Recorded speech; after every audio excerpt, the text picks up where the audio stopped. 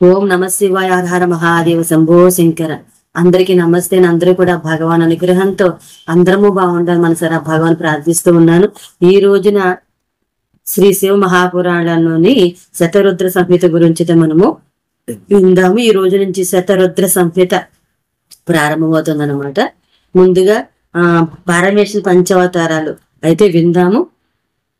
మాయా Sartre గుణ గణాధిప గురో రేకాంక చూడామణే పాదాంభోజ సమర్చనేన విలయం యాత్యేవ నాస్త్యన్యథా విద్యావృద్యతమాసు విద్యు దివస వాస్యేవ హృత్పంకజే యస్యల్నల్పతపోభిరుగ్ర కరుణాదృప్తస్య ముక్తిస్ఫిరా.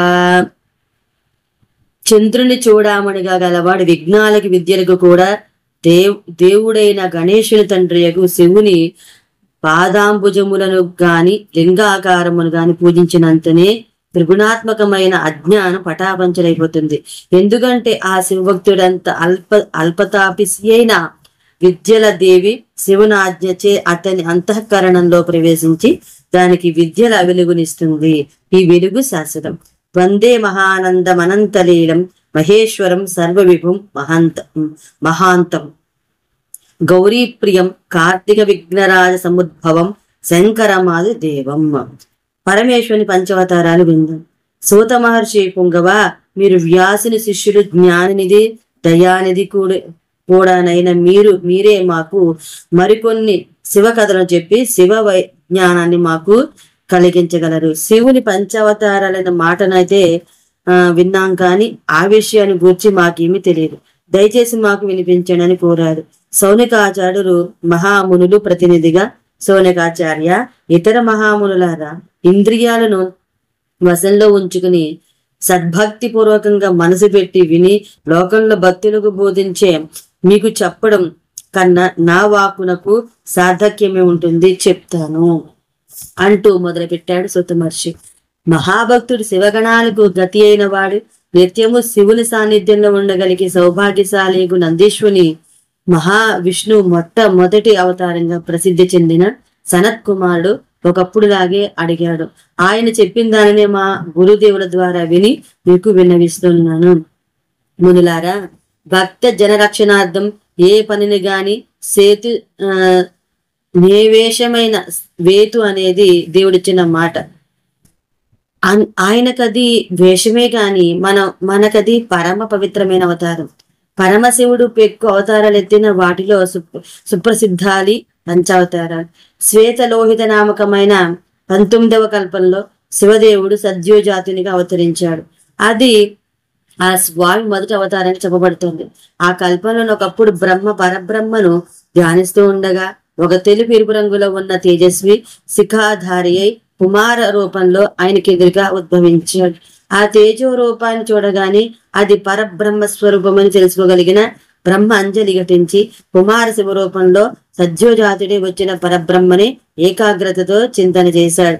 అప్పుడు ఏకమాత్ర స్వరూపం నుండి 4 శ్వేతవర్ణులై కుమారులు ఉదయించాడు. పరబ్రహ్మ కరుణ వలన వారే బ్రహ్మలోకమంతటా వ్యాపించుండి బ్రహ్మజ్ఞానాన్ని అందించి సునంద, నంద, విశ్వనంద ఉపనందులనే వేదస్వరూపుని విధాతకు వివరంగా బోధపడింది.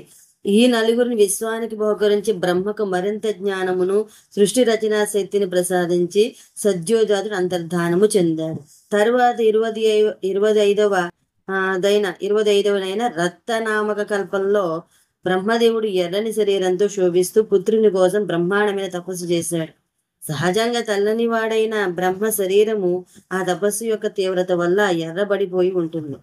కొంతకాలానికి ఆయన కనులు అప్రయత్నంగా తెరుచుకోగా వానికి ఒక కుమారుడు సాక్షాత్కరించాడు. ఈ కుమారుడు ధవళ నిర్మల చిటలను వెలార్చుచున్న శరీరంపై రక్తవర్ణంలో మేరుపు లీనుతున్న వస్త్రాలు, మాల అదే రంగు ఆభరణాలు, కన్నులు కలిసి బ్రహ్మ కనులనే మిరిమెట్లు పాలు చేశాయి. ఆత్మబల సంపన్నుడైన ఆ కుమారుని వంక ఒక మారు చూసి మరల ధ్యాన మగ్నుడు కాగా ఆయనక కుమారుడు శివుని అవతారమైన వామదేవుడు అని తెలిసింది. అనంతర కర్తవ్యము స్మరించింది. ఆ కల్ప పురుషుడే శివ అవతారమైన వామదేవుడు.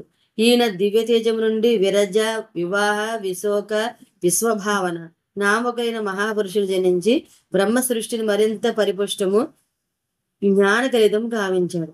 తర్వాత వాసమను పేరుగల 21వ కల్పంలో మహాభాగుడైన బ్రహ్మ పీతవస్త్రాన్ని ధరించి పుత్రకామనతో ధ్యానం చేస్తూ ఉండగా ఆయన నుండి ఒక మహా తేజస్వి అయిన కుమారుడు బయటకు వచ్చాడు. ఆ ప్రౌఢ కుమారుని భుజాలు విశాలంగా ఉన్నాయి. అతని శరీరంపై పసుపచ్చని వస్త్రం అతని శరీర కాంతికి మరింత మెరుస్తూ శోభయామానంగా ఉంది. ఆ బాలకుడు కూడా జ్ఞానమగ్నుడై శివునిలాగానే తేజస్సులను వెలిగ్రక్కుతూ ఉండడంతో బ్రహ్మ తన బుద్ధి బలంతో అతడు తత్పురుష నామధేయుడని శివుని 3వ అవతారమని తెలుసుకున్నవాడై పరమభక్తి శ్రద్ధలతో సాంకర గాయత్రి అనగా తత్పురుషాయ విద్మహే మహాదేవాయ ధీమహి అను 14 జపించి ఆ అవతారమూర్తికి ఆ ఘనసార కీర్తికి నమస్కారం చేయగా మహాదేవుడు ప్రసన్నుడై ఆ తత్పురుషుని నుండి పీతవస్త్రధారులైన మహాపురుషులను మరింత మందిని ఉత్పత్తి చేశాడు. వారంతా యోగ మార్గ ప్రవక్తులై బ్రహ్మకెంతో పని బరువుని తగ్గించారు. తరువాతదైన శివకల్పనలో సృష్టికర్త బ్రహ్మ ఏకనాదంగా 1000 ఏళ్ల పాటు సృష్టి చేసి ఎందుకు ఆగిపోయాడు. అంతటి మహా తేజస్వికి వేదాంత నిధికి యోగీశ్వరునికి యోగీశ్వరునికి అలసట గ్లాని వంటివి ఉండవు కదా. అయినా ఎందుకో ఆ భగవంతుడు కూర్చున్నట్లుగానే ఆగిపోయాడు. ఎందుకు ఆగిపోయాడో మరలా ఎలా మొదలుపెట్టాడో ఆయనకే తెలియదు. ఆ మహానుభావుని ఏదో చెప్పలేని దిగులు ఆవరించింది. అంతలో అతనికి ఎదురుగానొక బాలకుడు సాక్షాత్కరించాడు. ఈ దివ్య స్వరూపుడు నల్లగా ఉన్నాడు. అయినా అతని నుండి అఖండ తేజస్సు వెలుగుతోంది. అతని వస్త్రము తలబట్ట కిరీటము యజ్ఞోపీతము చివరికి స్నానం చేసి మైపూతిగా మెరుగుగా రాసుకున్న చందనం కూడా నల్లగా నిగనిగలాడుతూ ఉన్నాయి. ముఖం నుండి పచ్చని కాంతులు కూడా ఉద్భవించసాగాయి. ఆ బాలుడు భయంకర పరాక్రమి, మహామనస్వి, దేవేశ్వరుడు, లౌకిక స్వరూపుడు, కృష్ణ పింగళ వర్ణకాంతి వలయితుడు. అతడు చిన్నగా సన్నగా నవ్వగానే అతులిత జ్ఞాన సంపన్నుడైన బ్రహ్మకి అర్థమైపోయింది అతడు అఘోరుడని. అఘోర రూపంలో తను అనుగ్రహించిన కట్టెదుటి పరబ్రహ్మయకు శివుని మనసారా స్తుతించాడు బ్రహ్మ. అప్పుడు ఆ దేవదేవుని పార్శ్వముల నుండి 4 కృష్ణవర్ణుల పరమ తేజస్సులు మనసులాగు కుమారులు ఉద్భవించారు. వారి నామధేయులు కృష్ణ, కృష్ణశిఖ, కృష్ణకంఠ, కృష్ణాస్యులు, కంఠదృక్, కృష్ణాస్యులు. వీరు అఘోర నామకముగు యోగాన్ని ప్రచారంలోకి తెచ్చారు. అన్ని విధాల శివుని వేషంలోని ఉండి ఘోరాలు జరిగే చోట ప్రత్యక్షమే వాటిని ఆపడం వలనేమో వీరిని అఘోరులు అన్నారు. ఇది చంద్రశేఖరుని 4వ అవతారం. మహామునులారా, తర్వాత విశ్వరూప కల్పం వచ్చింది. ఆ కల్పంలో తనకు సహాయం చేయగల పుత్రుని కోసం బ్రహ్మ శివుని చాలా కాలం పాటు ధ్యానించగా పెద్దగా సింహనాదం చేస్తూ ముందుగా విశ్వరూపాయను పేర సరస్వతీదేవి ప్రత్యక్షమే బ్రహ్మను చేరగా ఆమెను ఈశ్వరుడు సాక్షాత్కరించాడు. శుద్ధ స్ఫటిక వర్ణుడై ఉజ్వలంగా సర్వాలంకార భూషితుడే గోచరించిన ఆ అజ్ముని సర్వవ్యాపిని, సర్వాంతర్యామిని, సకలేశ్వర ప్రదాయకని, సర్వస్వరూపిణి సుందరేశుని బ్రహ్మ నోరార స్తుతించాడు. అప్పుడు శక్తి సహితుడైన సర్వేశ్వరుడు 4 కాంతి పుంజాల్లాగా విడిపడగా అవి 4 కుమారులైనాయి. వారే ఈశానాంశుడైన జటి, ముండి, సెకండి, అర్ధముండు. వీరు యోగములై సద్ధర్మపాలకులై ఆ కల్పాంతమున వరకు బ్రహ్మకు సాయపడ్డారు. ఇది పరమేశ్వరుని పంచావతారమైన ఈశానావతారం. జగద్దిద్ద కామనతో అడిగిన సర్వజ్ఞులైన మీకు పరమేశ్వరుని పంచావతారాన్ని వివరించగలడం నా పూర్వ సుకృతం. ముని సత్తమా, పరమశివుడి రూపాల ప్రపంచంలో ఎక్కడైనా ఎప్పుడైనా లోకహితార్థం గోచరిస్తూ ఉంటాడు. వీటిలో ఈశాన స్వరూపం 12 కన్నా అన్ని విధాలా పెద్దదని చెప్పబడుతోంది. అది సాక్షాత్తు ప్రకృతి భోక్త అయిన క్షేత్రజ్ఞునిలో నివాసం ఉంటుంది. ఆయన తత్పురుష రూపం గణాలు ఆశ్రయించి ఉంటుంది. భోగ్య సర్వజ్ఞునితో ఉంటుంది. శివుని అఘోర స్వరూపం ధర్మరక్షణ కోసం బుద్ధి తత్వాన్ని సర్వాంగ సహితంగా విశాలపరిచి అందులో ప్రవర్తిల్లుతుంది. వామదేవ రూప అహంకారంలో నివసిస్తూ లోక కళ్యాణం వైపే నిత్యం కదులుతూ పనిచేస్తూ ఉంటుంది. శంకరుని అవతారాల ఉనికికి గూర్చి కూడా విచారశీలురైన బుద్ధిమంతులు ప్రస్తావించారు. ఈ విధంగా భగవానుని శంకర భగవాన్ ఈశాన సంజగ స్వరూపం ఎల్లప్పుడూ ప్రాణుల చెవుల్లో, మాటల్లో, ఆకాశంలో నివసిస్తూ వాటికి అధీశ్వరునిగా ఉంటుంది. అలాగే తత్పురుషుడు స్పర్శ చెయ్యి వాయువులకు అధీశుడు. ఘోరావతారంలో శివుడు శరీరము, రసం, రూపం, అగ్నిలో స్థితుడు, వాటికి అధిష్ఠుడు. వామదేవతారంలో ఆ వారణాసీశ్వరుడే నాలుక, బహిద్వారాలు, రసం, నీరుల్లో ఉండి వాటిని సదా పాలించే సదాశివుడు కాగా ఆయనే సద్యోజాతి రూపంలో ప్రాణ ఉపస్థ వాయువుల్లో, గంధంలో, భూమిలో ఉంటూ వాటికి అధిష్టానమై అలాడుతూ ఉంటాడు. మునులారా, ఈ విధంగా పరమశివుని పంచవతారాలను వాటి ఉనికి పట్లను తెలుసుకుని ఆయన స్తుతించిన వారికి సర్వ కళ్యాణ కాంతులు కరతమాలకమవుతాయి. ఈ విధంగా మనం 1వ అధ్యాయమైన పరమేశ్వరుని పంచవతారాలు విన్నాం కదా. తర్వాత 2వది అష్టమూర్తులు అర్ధనాశిర తత్వం గురించి అయితే మనం విందాం. నందికేశ్వరుడు సనత్ కుమారుడికి పరమాధారంతో పరమేశ్వరుని అష్టమూర్తులను వివరించాడని సూతుడు సౌనకాది మహాములను ఆ జ్ఞానాన్ని ప్రసాదించాడు. ఈ విధంగా మహామునులారా, పార్వతీశుని నుండి దిగి వచ్చినదే ఈ ప్రపంచం. విశ్వమంతటా వ్యాపించి ఉన్న మహావిషయాలనే ఆ స్వామి అవతారాలు.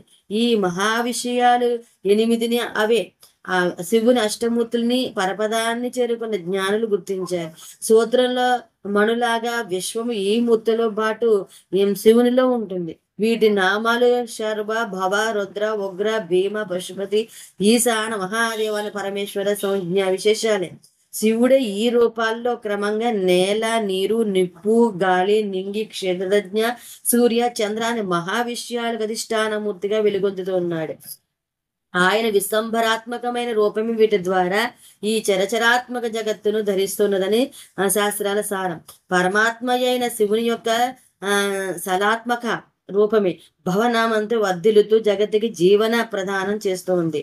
లోకులకు లోన బయట కూడా నిండి ఉండి అన్నింటికి ఊపిరి లూపుతూ వాటి భరణ పోషణాలను చూసే పరమాత్మ వాయువ్యాత్మక రూపమే ఉగ్రనామంతో నిఖిలాన్ని నిలబెడుతోంది. పంచభూతాల్లో మిగతా వాటి ద్వారా నేర్పడ్డ జీవులకు లోకంలో అటు ఇటు మసిలే అవకాశాన్ని వారి జీవన వ్యాపారాలను కొనసాగింపచేసే పరమాత్మ సర్వవ్యాపి అయిన ఆకాశాత్మక రూపాన్ని భీమనామంతో వ్యవహరించి పూజిస్తారు.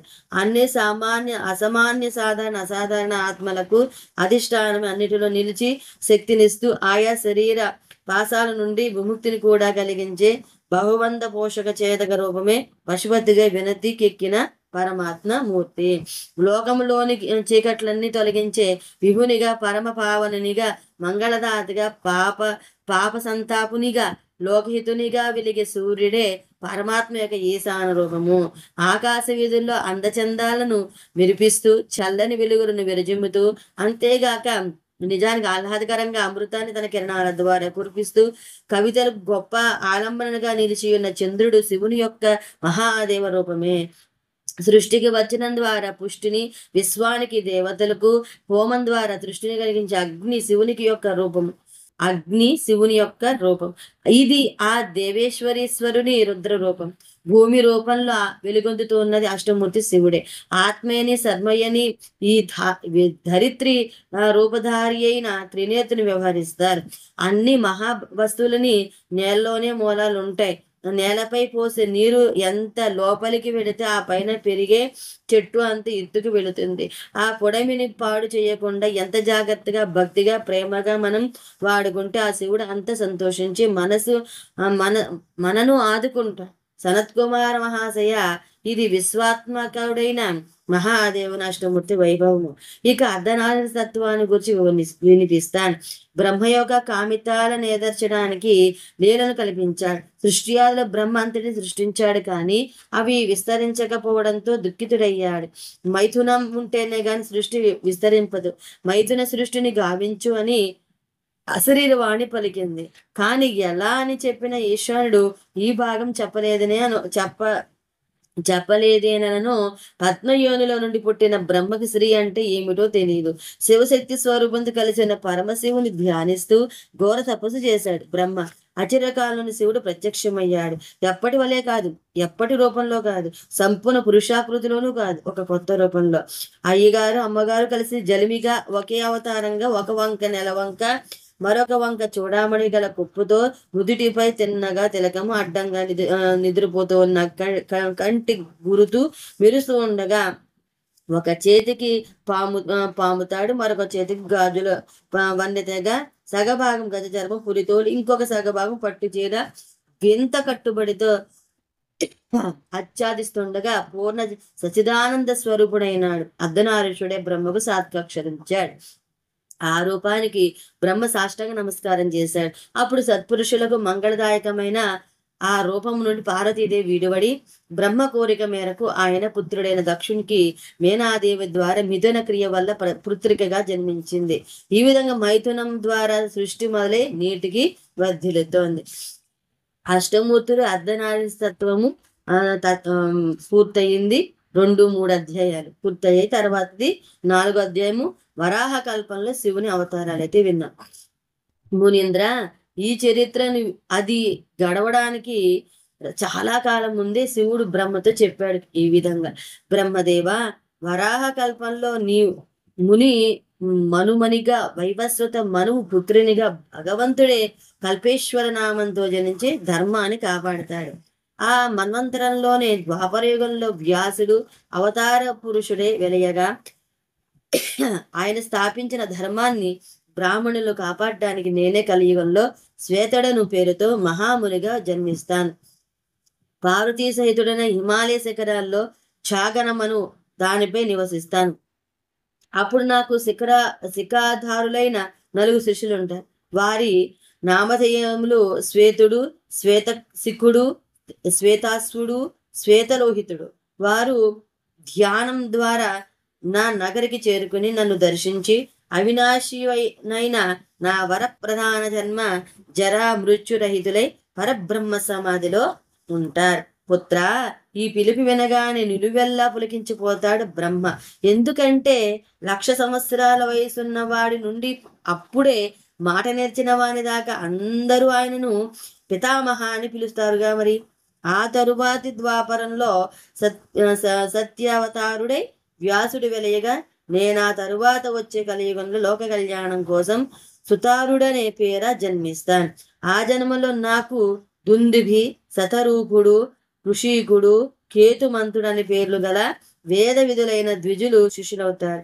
వారు జగదానందకారకులై ఇదివరకటి వారు అంతే జీవించి ధ్యానం ద్వారా నన్ను చేరుకుంటాడు. కమల సంభవ, 3వ ద్వాపరంలో భార్గవనామకుడై వ్యాసుడు జగత్ కళ్యాణం కోసం అవతరించాడు. అదే పని మీద నేను ఆ కలియుగంలో కాకుండా ద్వాపర యుగంలోనూ దమనుడనే పేరట అవతరిస్తాను. నాకప్పుడు విశోక, విశేష, విపాప, పాపనాశన నామకులైన కొడుకులుంటారు. వీరితోనూ కొందరు శిష్యులతోనూ కలిసి నేను వ్యాసునికి తోడ్పడతాను. నేను అలాగే కలియుగం దాకా నిలిచి ఉండి అప్పుడు నివృత్తి మార్గాన్ని సుదృఢం చేసి వైదిక సంస్కృతిని కాపాడతాను. 4వ ద్వాపరంలో అంగిర మహర్షి వ్యాసునిక పేర్లు గాంచినప్పుడు నేను సుహోత్ర నామంతో వ్యవహరిస్తాను. అప్పుడు కూడా సుముఖ, దుర్ముఖ, దుర్గమ, దురతిక్రమ నామధేయులైన 4 మహాత్ములు నాకు పుత్రులుగా జన్మిస్తారు.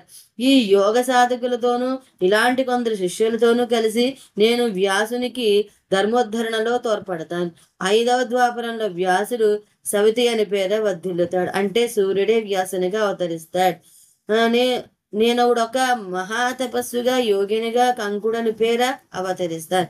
అప్పుడు కూడా సనాతన, సనక, సనందన, సనత్కుమార్ పుత్రులతో అంతే మహాయోగులైన శిష్యులతో కలిసి వ్యాసునికి సహాయపడతాను.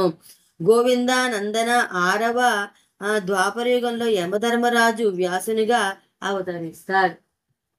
నేనప్పుడు లోకాక్ష నామంతో తపస్సంపన్నునిగా జనించి అప్పుడు నా పుత్రులుగా పుట్టే సుధామ, విరజ, సంజయ, విజయ నామకులైన మహాయోగులతో తత్సమానులైన శిష్యులతో వ్యాసునికి ధర్మాన్ని కాపాడడంలో చేదోడు వాదోడుగా ఉంటాను. సరస్వతి వల్లభ ఏడవ ద్వాపరంలో ఇంద్రుడే శతక్రతు నామంతో వ్యాసునిగా విజయం చేస్తాడు.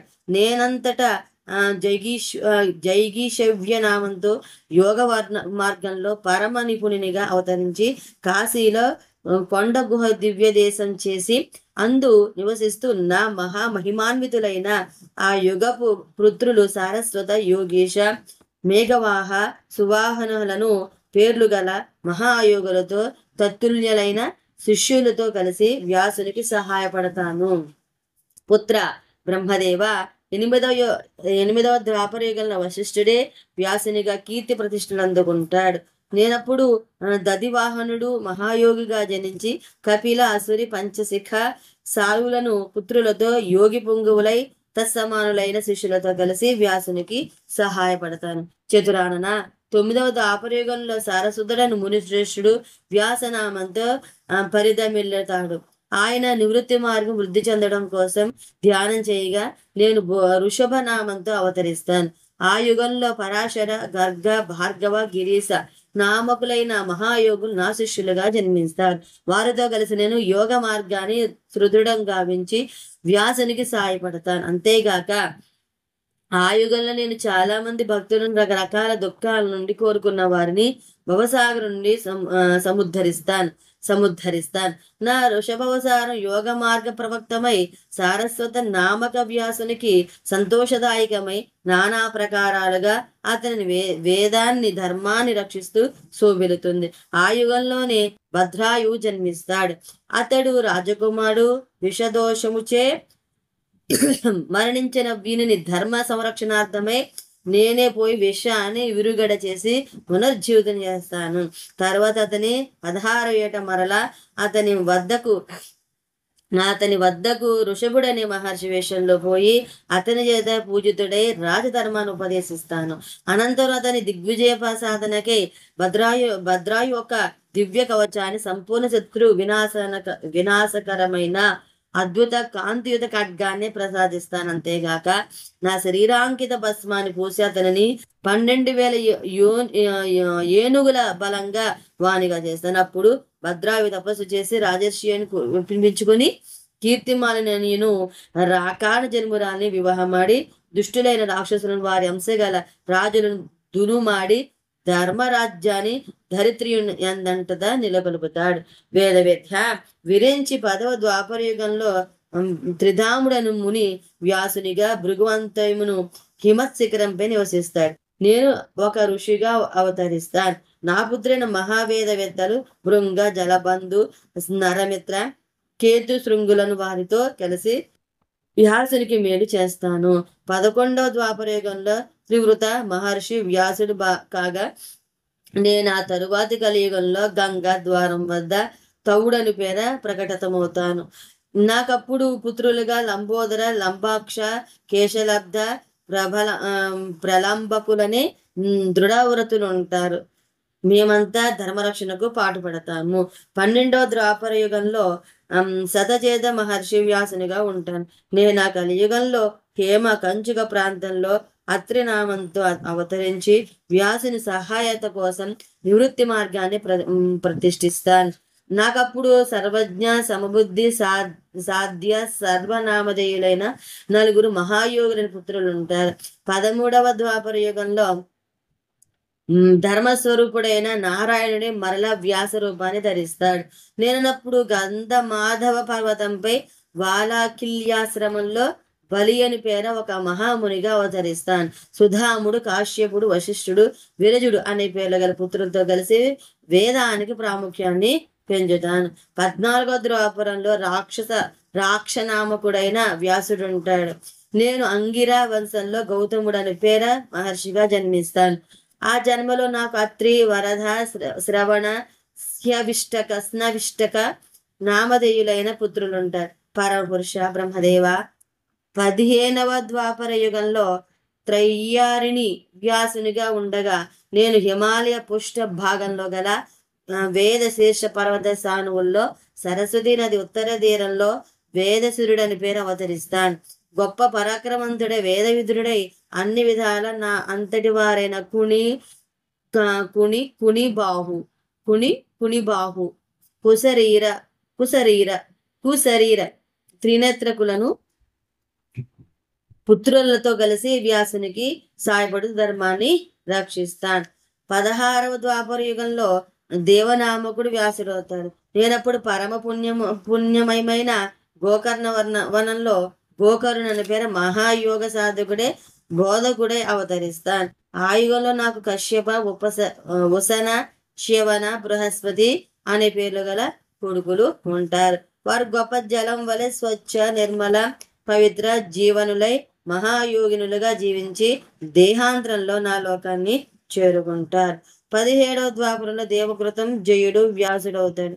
నేనప్పుడు హిమాలయ శిఖరాల్లో ఉన్నతమైన మహాలయమను చోట గుహావాసి అని పేరు ఉద్భవిస్తాను. అప్పుడు నాకు ఉత్తథ, వామదేవ, మహాయోగ, మహాబలుని పేర్లు కొడుకులుంటారు. ధర్మ నిర్వహణ ఎప్పట్లాగానే. 18వ ద్వాపరంలో ఋతంజయుడు వ్యాసునిగా నుండగా నేను హిమాలయాల సుందర శిఖండి పలుచ శిఖరంపై సిద్ధక్షేత్రం మహాసిద్ధ సేవితం మహామయాములైన శిఖండి వనంలో శిఖండి అని పేరిట మహాసిద్ధునిగా జన్మిస్తాను. అప్పుడు నాకు మహాతపోధులైన వాచ, శ్రవ, రుచిక, శ్యావ్యాస, యతీశ్వర నామకులైన పుత్రులు ఉంటారు. పరమేష్టి 19వ ద్వాపరంలో మహాముని భరద్వాజుడు వ్యాసుడు కాగా నేను హిమాలయ శిఖరంపై మాలి అని పేరుతో సమున్నత జటాధారి అయి జన్మిస్తాను. ఆ యుగంలో నాకు సాగర గంభీర స్వభావుల 9 పుత్రులు ఉంటారు. వారే హిరణ్యనాముడు, కౌశిలుడు, లోకాక్షి, ప్రధిమి. 20వ ద్వాపరంలో వ్యాసుని పేరు గౌతముడు.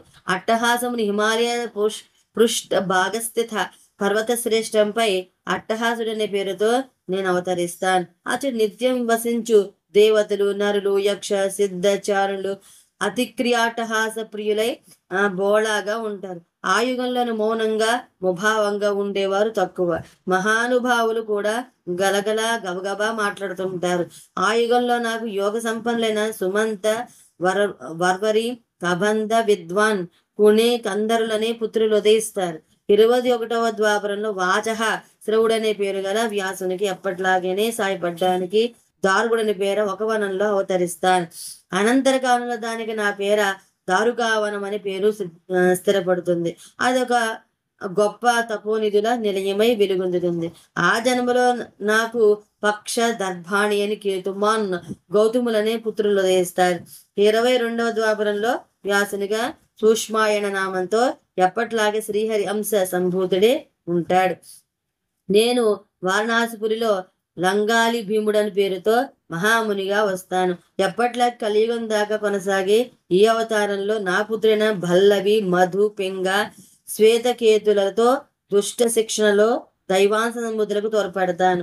ఇక దశలో ఇంద్రాది సమస్త దేవతలను ఒక అస్తవ్యస్త పరిస్థితి నుండి రక్షించడానికి గొడ్డలిని ధరించి బయలుదేరుతాను. వారు నన్ను హలాయుధధారిగా దర్శించి ఆనంద రసమగ్నులవుతారు. 23వ ద్వాపరంలో తృణబిందు మహర్షి వ్యాసుడవుతాడు. నేనప్పుడు కాళింజర గిరిపై శ్వేతుడిని పేరు అవతరిస్తాను. నాకు ఉసిక, బృహద్వస్వ, దేవల కవి, నామికల ప్రసిద్ధ తపస్సు పుత్రులుగా జన్మిస్తారు. 24వ ద్వాపరంలో ఐశ్వర్యశాలి అయిన యక్షుడను నారాయణాంశ గలవాడు వ్యాసుడు కాగా నేను నైమిష క్షేత్రంలో శూలి నామధారి అయిన మహాయోగా పుడతాను. ఆ యుగంలో మహాతపస్సులైన శాలిహ్రోత్ర, అగ్నివేశ, యువనాశ్వ, శరద్వసులు నా పుత్ర సమానమైన శిష్యులై నా అంతవాసులై లోక కళ్యాణ కారకులవుతారు. 25వ ద్వాపరంలో శక్తి నామకుడు వ్యాసుడు కాగా నేను ముండీశ్వర నామంతో అవతరిస్తాను. మహాయోగిగా త్రిదండిని, మహావీరునిగా దండాన్ని ధరించి మంచిని పెంచి చెడు నిర్మూలిస్తాను. చగల, కుండకర్ణ, కుంభాండక, ప్రవాహక అభిజ్ఞానాలతో ప్రసిద్ధుడైన శిష్యులు నాకు ఈ జన్మలో సహాయపడతారు. సరస్వతి వల్లభ 26వ ద్వాపరంలో పరాశుడైన విద్వాంసుడు వ్యాసుడిగా నుండగా నేను భద్రవటమను నగరంలో సహిష్ణువను పేర మహాతపోనిధిగా జన్మిస్తాను. అప్పుడు నాకు ఉలూక, విద్యుత్, శంభూక, అసురాయన్లను మహాతపస్సులు శిష్యులుగా నుండి వ్యాసునికి తోడ్పడతారు. 27వ ద్వాపరంలో జాతుర్కర్ణ్యుడను వ్యాసుడుండగా నేను ప్రభాస తీర్థంలో సోమసేన బ్రాహ్మణ గురువుగా జన్మించిన అప్పటి శిష్యులైన అక్షపాద, కుమార, ఉలూక, వత్స నామకులతో కలిసి వైదిక ధర్మ సముద్ధరణకై పాటుపడతాడు. 28వ ద్వాపరంలో శ్రీహరి పూర్తిగా ఉదయిస్తాడు. ద్వైపాయసనుడు వ్యాస రూపంలో శ్రీకృష్ణుడిగా ఆయన ఆశ్రిత రక్షణ చేస్తూ ఆయుగలను ఎప్పుడు ఉంటాడు. అప్పుడు నేను లకులి నామధారి బ్రహ్మచారిగా మహామాయగా చరిస్తాను. నీతో అంటే బ్రహ్మతో విష్ణువుతో కలిసి సిద్ధక్షేత్రంలో కొండ గుహలో ఉంటాను. మృతులై కాటిపాలైన లోక కళ్యాణకారకులైన బ్రాహ్మణుల శరీరంలో ప్రవేశించి వారి ద్వారా వైదిక ధర్మాన్ని నిలబెడతాను. ఈ జన్మను ఆశిష్యులుగా పుట్టే కుశిక, గర్గ, మిత్ర, పౌరుష్యమునులు మహోదద్ధుండులై వేదాలను మరింతగా లోకంలోకి తెచ్చి మహేశ్వర యోగాన్ని ప్రాప్తించుకుని శివలోకానికి వెళ్ళిపోతారు. మహోద్దందుడై వేదాన్ని మరింతగా లోకంలోకి తెచ్చి మహేశ్వర యోగాన్ని ప్రాప్తించుకొని శివలోకానికి వెళ్ళిపోతారు. ఈ విధంగా నారాయణాంశతో వ్యాసుడు ద్వాపరయుగంలో పుట్టినప్పుడల్లా వేదాన్ని లోకాన్ని రక్షించి వ్యాసుని మరింతగా శ్రేయోద్యూపిని చేయడానికి శిష్యులతో గాని పుత్రులతో గాని కూడిరైన వాడే పరమేశ్వరుడు దివి వస్తూనే ఉన్నాడు. కలియుగాంతం దాకా ఇక్కడ ఉంటూనే ఉన్నాడు. ఆయన శిష్యులు పుత్రులు సాక్షాత్తు సాంబ సదాశివ సమానులే. వారి వేషధారణ కూడా శివమే. లింగార్చన వారి నికృతం. సనత్ కుమారదేవ, ఇవి శివుని ద్వాపర యుగానికి సంబంధించిన అవతార విశేషాలు. వీటిని ఆయనే బ్రహ్మకు వివరించాడు అని ఆపాడు సూత మహర్షి. 4-5 అధ్యాయాలు సమాప్తము. వరాహ కల్పంలో శివుని అవతారాలు విని ఉన్నాం కదా. తర్వాత నందీశ్వర అవతార వర్ణన అయితే మనము విందాము. సూత మహర్షి నందీశ్వరుడు కూడా శివుని అవతారమేనంటూ అంటారు కదా. అవును సౌనకాచార్య. ప్రాచీన కాలంలో పిలాదుడని ఒక ధర్మాత్ముడైన ముని ఉండేవాడు. అతడు తన తల్లిదండ్రుల ఆవేశంపై ఇంద్రుని కోసం గొప్ప తపస్సు చేయగా అతడు సాక్షాత్కరించి ఏం కావాలి కోరుకో అన్నారు. ప్రభు, నాకొక అయోనిజుడైన పుత్రుడు కావాలి. వాడు సువ్రతుడై మృత్యుంజయుడై నిలిచిపోవాలి అని కోరాడు శిలాధరుడు. ఓ తపోధన, అతడు గొప్ప వరం ఇవ్వడానికి నాకు శక్తి లేదు. అంత గొప్ప వరం ఇవ్వడానికి నాకు శక్తి లేదు. దానికి సర్వేశ్వరుడు మహాశక్తి సంపన్నుడగు సదాశివుడే సమర్థుడు. నేను నీకు ఆయన ఆరాధించే విధానం ఉపదేశిస్తాను. ఆయనకే తపస్సు చేసి తరించు అని ఉపదేశించి ఇంద్రుడు వెళ్ళాడు. శిలాదుడు తపస్సు చేస్తూ బాహ్య స్మృతిని కోల్పోయాడు. శివుడు ఎదుట సాక్షాత్కరించినా లేవలేదు. అప్పుడు శివుడే అతని తట్టి లేపాడు. లేచి కైలాసనాథి కనులు కరవు తీరగాంచి నోరార స్తుతించి మరింత పుణ్యుడయ్యాడు శిలాద్రుడు. వరం కోరుకోమన్న శివుని ఇలా అడిగాడు శిలాదుడు. దేవా, నాకు అయోనిజుడైన మృత్యుంజయుడైన నీలాంటి కొడుకు కావాలి. తాపసోత్తమ విప్రవర, నన్ను బ్రహ్మాదేవతలు మునులు ప్రాచీన కాలం నుండి ఒక అవతారం ఎత్తమని ప్రార్థిస్తున్నారు. నాకెందుకో వాళ్ళలో నాకు తండ్రి కాగల వారు కనిపించలేదు. ఇప్పుడు నిన్ను చూశాక నిన్నే తండ్రిగా పొందాలనిపిస్తుంది. తథాస్తు. లోకాన్ని ఆనందింపజేయడానికి నీకు నేనే పుత్రుగా అవతరిస్తాను. నన్ను నంది అని పిలుచుకో అని అనుగ్రహించి అంతర్ధానమైనాడు ఆదిదేవుడు. తర్వాత కొన్నాళ్ళకి ఒక లోక కళ్యాణకారకమైన యజ్ఞ కోసం యజ్ఞవేత్తలతో శ్రేష్ఠుడైన శిలాద్రుడు యజ్ఞక్షేత్రాన్ని దున్నుతూ ఉండగా ఆ భూమిలో అతనికి ఒక బాల సూర్యుని వంటి తేజోవంతుడు శివుని పోలికలతో ఉన్నవాడునకు ఒక శివుడు దొరికాడు. శిలాదుడు ముందా శివునికి నమస్కరించి గొప్పగా శివస్థుతిని కృతజ్ఞతాపూర్వకంగా చేసి అప్పుడు ఆ శివుని తీసుకెళ్ళాడు. శాలంకాయన నందినుడు పుత్రవత్సలుడు నగు శిలాదుడు నందికి జాతకర్మాది సమస్త సంస్కారాలు సంప్రీతిగా చేయించాడు. 5వ ఏట నంది చేత సరస్వతి పూజ చేయించి వేదాలను శాస్త్రాలను బోధించడం మొదలుపెట్టాడు. నంది 7వ ఏట శివాజ్ఞతో మిత్రావరణులను మహాత్ములైన 2 మునులు శిలాదుని పర్ణశాలకు వచ్చారు. వారిని చాలా బాగా ఆదరించాడు శిలాధరుడు. ఆ మునీశ్వరులు శిలాధకృత ఆతిథ్యాన్ని స్వీకరించి ఆనందపూర్వకంగా ఆ సనారుడై నందిని పలుమారు దీక్షగా పరీక్షగా వీక్షించి ఇలా అన్నారు: నాయన శిలాద, నీ కొడుకులో అలౌకికమైన ప్రతిభా వ్యూహోత్పత్తి సాధన గోచరిస్తూ ఉన్నాయి. కానీ ఇతనికి ఈ ఏడాదిలోనే మారకం ఉంది. ఏడాది దాటకపోవచ్చు. ఆయుర్దాయం అతనికి చాలా తక్కువగా ఉంది అని నిష్క్రమించాడు. వాళ్ళు వెళ్ళగానే గుండెలు పగిలేలా, దిక్కులు పిక్కటిల్లేలా రోధించారు శిలాదుడు. నంది మెల్లగా వచ్చి తన తండ్రిని తాతను గట్టిగా పట్టుకుని వారి రోదన ఆపించి, నేను శపథం చేసి మరీ చెప్తున్నాను, మీ కుటుంబంలో మన కుటుంబంలో ఎక్కడ ఎప్పుడు అపసవ్య మరణాన్ని జరగనివ్వను. నా మనసులోకి మహాదేవుడు తప్ప మరొక దైవం గాని ధ్యాస గాని దూరకుండా ఆయన్నే భజిస్తూ ఆయన కనిపించి నాకు మృత్యువు లేదని చెప్పేలాగా చేసుకుని మళ్ళా నీ వద్దకు వస్తానని ప్రతిజ్ఞ చేసి వారి వద్దకి నమస్కారపూర్వకంగా ప్రదర్శన చేసి వనాల్లోకి వెళ్ళిపోయాడు. నందీశ్వరుడు తన తపానికి అనువైన వనాన్ని ఎంచుకుని ఏకాంత స్థానంలో ఆసనం వేసుకుని మనసులో త్రినేత్రుడు త్రిశూలధారి శాంత స్వరూపుడైన శివుని ధ్యానిస్తూ రుద్రమంత్రాన్ని జపిస్తూ ఉగ్ర తపస్సు చేశాడు. తన భక్తులను ఎక్కువ కాలం ఏడిపించరాని ఇష్టపడిన సదాశివుడు అచరకాలను అంబతో సహా వచ్చి నంది ఎదుట నిలిచి ఇలా పిలిచాడు: శిలాధనందన, ఆప్యాయంగా బహుజన్మల బంధాల మార్గానంతటిని నింపుకొని పలికిన శివుని గొంతు వినపడగానే నంది కన్నులు చెరిచి తన దేవుని పాదాలపై సాష్టాంగం పడిపోయాడు. అతను లేవనెత్తి వస్తా, చిన్న వయసులోని పెద్ద తపం గావించో, దానికి నేను సంతుష్టునై వరాలు ఇవ్వడానికే వచ్చాను, నీ అభిష్టాన్ని వెల్లడించు అన్నాడు. నంది మాట్లాడలేదు. శివుడే మరలా ఇలా చెప్పాడు: ఓయి ప్రాజ్ఞ తపోదన, ఆ విప్రులందరినీ నేనే మీ ఇంటికి పంపించాను. నువ్వు నా కోసం ఇప్పుడే కాదు ఎన్నో జన్మలుగా తప్పిస్తూనే ఉన్నావు. ఇక నిన్ను నా అంతటి వాడిగా చేస్తున్నాను. నీకు నాలాగే మృత్యు భయం ఉండదు.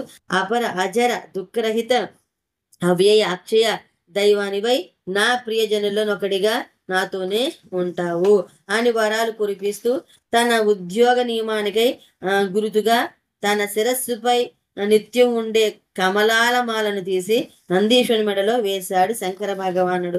ఆ మాల తన మెడలో పడగానే నందికి 3వ నేత్రము మరో 8 భుజాలు ఏర్పడగా అతడే శివుని వలె ప్రకాశించాడు. తర్వాత పరమేశ్వరుడు నంది తపస్సు చేసి జలధారను సృష్టించాడు. అది వెంటనే అతివేగంలో పెరిగి 5 నదులుగా ఆ ప్రాంతాన్ని మరింత పునీతం చేస్తూ ప్రవహించింది. తరువాత శివుడు పార్వతితో ఈ పవిత్ర జలంతోనే నందిని అభిషేకించి తన ప్రముఖ గణాధ్యక్షం చేద్దామా అని అడిగాడు. ఆమె ఆమోదిస్తూ నంది కూడా తన పుత్రుడేనని, అతని నాయకత్వాన్ని అవసరమైతే తాను కూడా మన్నిస్తానని చెప్పింది. ఆదిదేవుడు ఆమెపై తన ప్రముఖ గణాలను అతుల బలశాలురైన వారిని పిలిచి వారికి నందిని చూపించి, గణనాయకులారా, ఇతడు నా ప్రియపుత్రుడు, అన్నిట నా అంతటి వాడైనాడు నందీశ్వరుడు. అతని అందరూ గణనాయకులను అధ్యక్షునిగాను గణనేతగాను నియమిస్తే మంచిదని నాకు అనిపిస్తుంది. మీరు దీనికి అంగీకరిస్తే ముందుకు వచ్చి ఈ పవిత్ర జలాలతో ఈ మహేషుని మీ అతిథి పదంపై అభిషేకించండి అన్నాడు. వెంటనే వారంతా సహర్షులై ఏవమస్తు అంటూ నందీశ్వరుని పట్టాభిషేకానికి చకచకా ఏర్పాట్లు చేస్తారు. వారి ప్రార్థన మేరకు దేవతలు ప్రముఖ మహర్షులు కూడా విచ్చేసి నందీశ్వరాభిషేక సంరంభంలో పాల్గొన్నారు. తర్వాత శంకరుడే నందీశ్వరునికి పెళ్లి సంబరాలు చేసి మరుత్తుల కన్య దివ్య ప్రతిభాశాలిని మనోహరాణి అయిన సూయస అను యువతితో నందీశ్వరునికి పెండ్లి చేశారు. నందీశ్వరుడు తన భార్యతో సహా పార్వతి పరమేశ్వరులకు, బ్రహ్మదేవునికి, విష్ణు భగవానుకి పాదాభివందనం చేశాడు. ఆ సందర్భంలో శివుడు ప్రేమగా నందితో ఇలా అన్నాడు: సుపుత్ర, నీ తండ్రి తాతలు కూడా ఇక మనతోనే కైలాసంలో నివసిస్తారు. నీవు దేవునిగా నాతో బాటే పూజలు అందుకుంటావు. ఎక్కడ ఏ లోకంలో ఎవరు నాకు కోవెల కట్టిన నీవు నా వాహన రూపంలోనే నాకు అభిముఖంలోనే గానే ఉంటావు. సౌనకాచార్య, నందీశ్వరుడు పరమ శివ భక్తాగ్రేసుడు, విశిష్టుడు, పరమేశ్వరీయ సంపన్నుడు, మహాయోగి, సంగ్రామాల్లో మహాధనుద్ధారి, మహాబలి, అజయుడు, అమరుడు, ఆయన లోకపూజ్యుడు. వివాహ వేళలో విశ్వేశ విశాలాక్షులతో సహా అందరు దేవతలు ఆయనను ఏదో ఒక వరం కోరుకోమని అడుగగా అందరిని ఆయన ఒకే ఒక వరము కోరుకోమన్నాడు. శివ శివానీల పాద పద్మాలపై నా భక్తి నిత్యమై సత్యమై వెలుగొందాలి.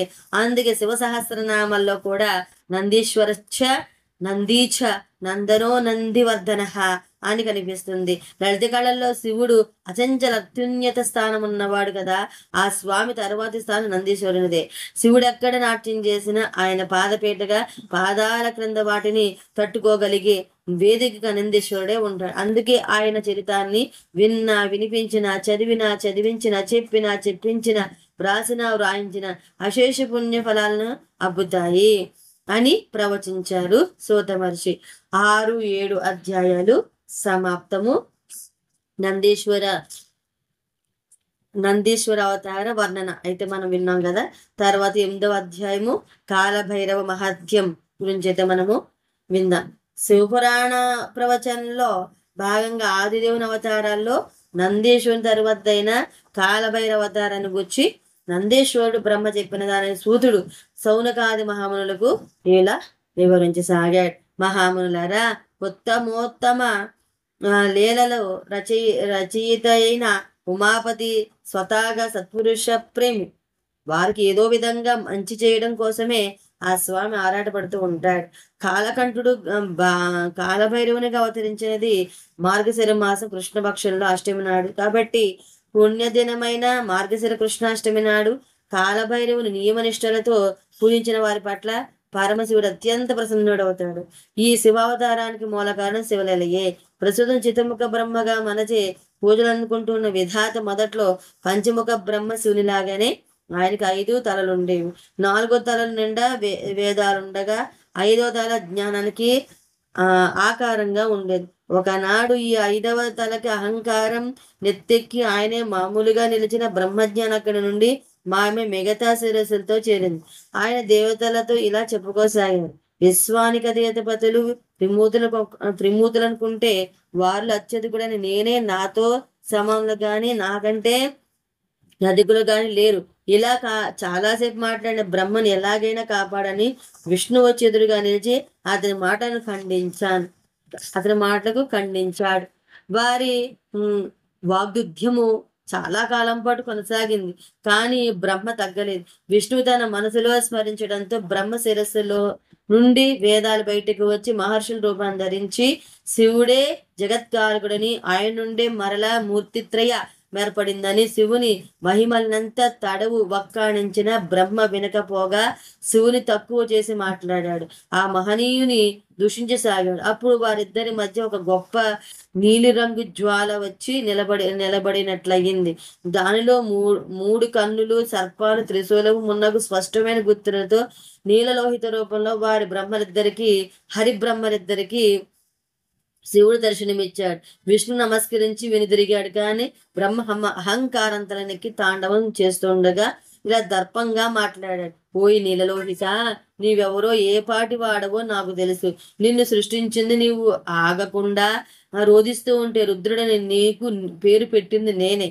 బ్రహ్మ ఇంకా ఏదో అంటుండగానే ఈ మాయానాటకానికి ఇంకా తెరదించి ఒక దివ్యమైన అద్భుతమైన మహాక్షేత్ర ఆవిర్భావానికి నాంది పలగానే నిర్ణయంతో నీలకంఠుడు గొప్ప ఆకారాన్ని సృష్టించేలా అన్నాడు. ఓ భయంకర పురుష, నీవు నా పుత్రుడవు, అవతారానివి. త్రిశూల నేత్రాలతో సహా అన్ని నా లక్షణాలను ఇవ్వకున్న నీకు నా అందం ఉండదు, భయం గొలిపే ఆకారమే ఉంటుంది. అందుచేత నిన్ను భైరవుడు అంటారు. యముడు కూడా నిన్ను చూసి భయపడతాడు. కాబట్టి నిన్ను కాలభైరవుడని, కాలరాజని కూడా వ్యవహరిస్తారు. నా ప్రియనగరమైన కాశీపై అధిపతిగా పాపుల పాటి కాలయమునిగా నువ్వు వర్ధిల్లుతావు. విష్ణు పూజించు, ఈ బ్రహ్మహంకారాన్ని పోగొట్టి ఆయనను కూడా పూజించని మాయమైనాడు శివుడు. కాలభైరవుడు బ్రహ్మను పరీక్షగా చూశాడు. అతని 5 తలల్లో 4 సులక్షణంగా పూజనీయులుగానే ఉన్నాయి. కానీ 5వదే అహంకారంతో మెడిసి పడుతుంది. అందుచేత అతని చేతి గోళ్లతో ఆ తలని తరిగేశాడు. నాటితో బ్రహ్మ చతుర్ముఖుడైనాడు. అహంకారం పూర్తిగా నశించగా దేవతల్లో మేటిమై నాటికి ధాతగా విధాతగా విరించిగా వెలుగొందుతున్నాడు. కాలభైరుడు మాత్రం ఒక విచిత్రమైన అవస్థలో పడ్డాడు. అతని చేతుల నుండి నా బ్రహ్మతల పూర్తిగా కాలిపోయి కపాలం మాత్రం మిగిలింది. ఆ బ్రహ్మ కపాలం అతని చేతిని అంటుకుని ఉండిపోయింది. ఎంత విదిరించినా అతడు దాన్ని వధించుకోలేకపోయాడు. ఈ గోల చాలదన్నట్లు ఒక అలౌకిక స్వరూపం అందలేని యువతిగా వచ్చి అతని పక్కన నిలబడింది. అతడెక్కడికి పోయినా ఆమె అతనితోనే ఉంటుంది. ఇదేదో శివలీలయే అయి ఉంటుంది. శివలీలను విష్ణువే విడమరచి చెప్పగలడు అనుకుంటూ భైరవుడు వైకుంఠాన్ని కెగురుగా అక్కడికి కూడా బ్రహ్మ కపాలం అలౌకిక యువతి స్వరూపము రాగలిగాయి. మహావిష్ణు వాతని అవస్థను చూసి పరమేశ్వరుని స్మరించి ఇలా తరుణోపాయాన్ని వెల్లడించాడు. కాలభైరవ, నువ్వు అది బ్రాహ్మణుడైన బ్రహ్మ యొక్క శిరస్సుని ఖండించావు కాబట్టి నీకు బ్రహ్మహత్యా పాతకం చుట్టుకుంది. అదే ఈ యువతి రూపంలో నిన్ను పార్శ్వంలోను కపాల రూపంలో చేతిలోను ఉండి పీడిస్తుంది. వారణాసి వెళ్తే ఏ పాపమైనా పోతుంది. అలాగని బ్రహ్మహత్య చేసేసి వెంటనే కాశీ వెళ్ళి వచ్చేసి మరో హత్యకి సిద్ధపడిపోవడం మన ధర్మం కాదు. నీకు కాశీలో ఇప్పుడెప్పుడే ప్రవేశం లేదు. విశ్వవంతుడి విరూపాక్షిని నామభజన చేస్తూ తిరిగి అనుక్షేత్రాలను ఆయన మూర్తికి సాగిలపడి మొక్కిన తరువాత అప్రయత్నంగానే నీ అడుగు కాశీ వైపు శివుడు సంకల్పంగానే వెళతాయి. నీకప్పుడే విముక్తి. ఆయన చెప్పినట్లుగానే అన్ని శైవ క్షేత్రాలను దర్శించి శివనామ భజనం, లింగ సేవనం అనితర సాధ్యం అనిపించే రీతిలో సంఖ్యలో చేసిన తరువాత అప్రయత్నంగానే భైరవుని అడుగులు కాశీ వైపు కదిలాయి. ఆయన కాశీలో అడుగు పెట్టగానే 2 పనులు జరిగాయి. మొదటిది బ్రహ్మ కపాలం తనంతట తానే భైరవుని చేతులని జారిపడింది. రెండోది బ్రహ్మహత్య పెద్ద పెట్టిన కేక వేసి నరక లోకాలలోకి జారిపోయింది. బ్రహ్మహత్య బాధకు శివుడైన ఆయన అవతారాయన తగినంత ప్రాయశ్చితం లేనిదే వదలదు కదా. మహామునులారా, దక్షద్వార ధ్వంసానికి జన్మించిన శివుని రౌద్రావతారం వీరభద్రావతారాన్ని గురించి వినియున్నారు కదా. ఒక సందర్భంలో స్వామి 8 కాళ్ళ అతి ప్రాచీన క్రూరదంచు సింహాలు నవలీలగా చంపగలిగేది ఆయన శరభంగా రావలసి వచ్చింది. దీన్ని శరభవతారము అంటారు. శ్రీ మహావిష్ణువు నృసింహావతారాన్ని ధరించి హిరణ్యకశిపుని సంహరించిన తర్వాత ఆ రాక్షసుని ఆత్మవైకుంఠానికి పోయిన అహంకారం నృసింహ రూపంలో కలిసిపోయింది. అప్పటికే ఇంకా చల్లారని క్రోధంతో నిన్ను విష్ణువులో ఈ అవతారము, ఈ అహంకారము కలిసే వరకు అది మరింత భయంకరంగా గర్జించసాగింది. విష్ణువు ఆ రూపాన్ని వదిలి బయటకు వస్తే ఆ రూపం మరింత విజృంభిస్తుందో ఏమోను కానీ అందులోనే ఉండిపోయాడు. అప్పుడు పరమేశ్వరుడు తన శిరస్సును అలానే ఉంచుకొని మిగతా శరీరాంతటిని శరభంగా మార్చుకుని నోటి నుండి నిప్పులను గర్జనలను పరమ భయంకరంగా వెలార్చుతూ వచ్చి నరహరి నిద్రకొన్నాడు. కొన్నేళ్ల పాటు జరిగిన భయంకర యుద్ధానంతరం నరసింహం పడిపోగా దాని నుండి మహావిష్ణువు బయటికి రాగా శరభ రూపాన్ని చిరించి స్వస్వరూపంలో నిలబడిన శివుడు ఆయనను కౌగలించుకున్నాడు. 8, 9, 10, 11, 12 అధ్యాయాలు సమాప్తము. తర్వాత మనము 13వ అధ్యాయం నుంచి అయితే విందాము. అంతవరకు స్వస్తి. ఆ భగవాన్ యొక్క అనుగ్రహణ మనందరిపైన ఉండాలని కోరుకుంటూ ఉన్నాను. సర్వేజన సుఖినో సమస్త మంగళాని భవంతు. స్వస్తి. హర హర మహాదేవ శంభో శంకర.